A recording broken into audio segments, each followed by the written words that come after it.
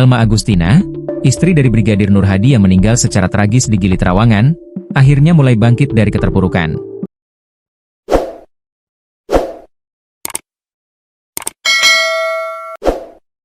Dalam podcast eksklusif Tribun Lombok yang tayang Senin, 14 Juli 2025, Elma menceritakan bagaimana dirinya perlahan kembali menjalani aktivitas harian usai kehilangan sang suami.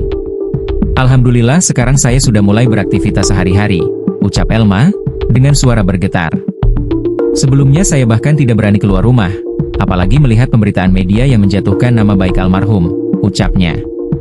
Elma tak kuasa menahan tangis saat mengenang sosok Brigadir Nur Hadi. Menurutnya, sang suami adalah pribadi yang penurut, tidak banyak bicara, dan sangat hangat terhadap keluarga. Dia itu nggak sombong, penurut banget sama atasan maupun keluarga. Nggak pernah merokok, apalagi minuman keras atau obat-obatan. Kalau capek pun, begitu ditelepon atasan, dia langsung berangkat tanpa banyak bicara, kenangnya. Kini, Elma harus membesarkan dua anak mereka sendirian. Anak pertamanya yang masih duduk di bangku TK, anak kedua masih berusia 40 hari. Air mata Elma tak terbendung ketika anaknya sering bertanya, "Kapan ayah pulang?" "Saya hanya bisa jawab, ayah sekarang sudah di surga," tutur Elma sambil menangis. Padahal waktu kejadian itu, kami sedang persiapan untuk acara akikah 40 harian anak kedua kami. Tapi semua hancur seketika, ucapnya lirih. Diberitakan sebelumnya, Direktorat Reserse Kriminal Umum, Ditreskrimum, Polda NTB telah menetapkan 3 tersangka dalam kasus kematian Brigadir Nur Hadi.